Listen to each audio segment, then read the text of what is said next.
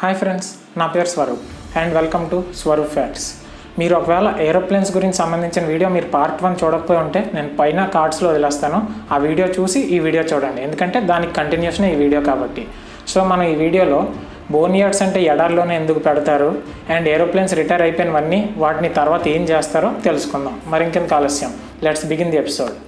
First of all, boneyards అన్నది ఏరోప్లేన్స్ని retire అయిపోయాక ఉంచే స్థలాన్ని బోనియార్డ్స్ అంటారు. అది ఎడార్లోనే ఎందుకు పెడతారంటే ఎడార్లో వర్షపాతం అనేది చాలా తక్కువగా ఉంటుంది అండ్ టెంపరేచర్ కూడా కొంచెం ఎక్కువగా ఉండి ఇసుక ఎక్కువగా ఉంటుంది. దీనివల్ల ఏరోప్లేన్స్కి తుప్పు పట్టే అవకాశం చాలా తక్కువ ఉంటుంది.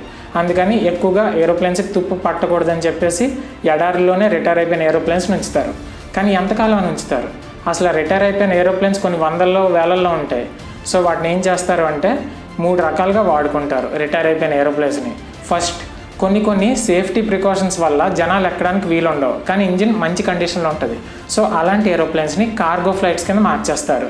సో జనాలు ఎక్కే ప్లేన్కి అనుకోండి, డోర్ చిన్నగా ఉంటుంది కదా, డోర్ని రీప్లేస్ చేసి కొంచెం మెయింటెనెన్స్ అది చేసి పెద్ద డోర్ వేసి కార్గో పట్టేలాగా తయారు చేస్తారు, వీడియోలో చూస్తున్నట్టు. సెకండ్ ఉపయోగం వచ్చేసి, హాలీవుడ్ సినిమాల్లో చాలా ఫ్లైట్కి సంబంధించిన సీన్స్ ఉంటాయి. అయితే అవన్నీ కూడా ఈ యానిమేషన్ ఇట్లలో వాడితే కొన్ని కోట్లు ఖర్చు అవుద్ది యానిమేషన్ వాడాలంటే. సో వీళ్ళు ఏం చేస్తారంటే రిటైర్ అయిపోయిన ఏరోప్లేన్స్ ఏవైతే ఉంటాయో అక్కడ మంచి కండిషన్లో ఉన్నాయి, వాళ్ళకి సూట్ అయ్యే మంచిది సెలెక్ట్ చేసుకుని దాన్ని సినిమా షూటింగ్లకు వాడుకుంటారు. థర్డ్ ఉపయోగం వచ్చేసి ఒక స్పేర్ పార్ట్స్ ఉపయోగం అనమాట. మీకు ఎగ్జాంపుల్ చెప్తా. మీ ఇంట్లో మీ మమ్మీకి iPhone 5s ఉందనుకోండి, అది పాడైపోయిందని మీరు కొత్త ఫోన్ కొన్నారు. మీది కూడా iPhone 5s అనుకోండి, కానీ మీరు ఇంకా పాడవలేదు. సో ఆల్రెడీ 5-6 ఇయర్స్ అయిపోయి ఉంది అనుకోండి మీరు iPhone 5s కొని, కానీ ఇప్పుడు మీకు ఆ ఫోనే నచ్చింది, చిన్నగా ఉంటుంది కాబట్టి. సో దాని డిస్ప్లే పోయింది అనుకోండి, మీ మమ్మీ ఫోన్ డిస్ప్లే తీసి దీనికి వేయించుకుంటారు కదా, ఎందుకంటే మీ మమ్మీ ఆ ఫోన్ వాడట్లేదు కాబట్టి.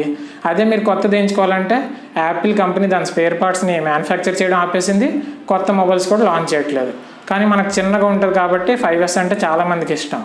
ఇలాగే ఇప్పుడు ఫ్లైట్స్ కూడా 30 ఇయర్స్ బ్యాక్ ఎప్పుడో మోడల్ అవన్నీ ఇప్పుడు రిటైర్ అయ్యాయంటే అవి 30 ఇయర్స్ బ్యాక్ మోడల్. దాని స్పేర్ పార్ట్స్ అనేవి కంపెనీ మ్యానుఫ్యాక్చరింగ్ చేయడం ఆపేసి ఉండొచ్చు.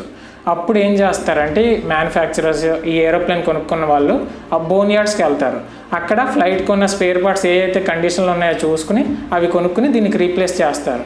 ఎందుకంటే ఒక స్పేర్ పార్ట్ పోయిందని మొత్తం ఫ్లైట్ నమ్ముకోలేదు కదా. సో ఇది ఫ్రెండ్స్, ఏరోప్లేన్స్ రిటైర్ అయ్యాక వాటిని ఏం చేస్తారు అన్న పూర్తి వీడియో. మీకు నచ్చితే ఛానల్ లైక్ చేసి సబ్స్క్రైబ్ చేసుకోవడం మాత్రం మర్చిపోకండి. ఓకేనా? Will meet you in the next video. Until then, bye.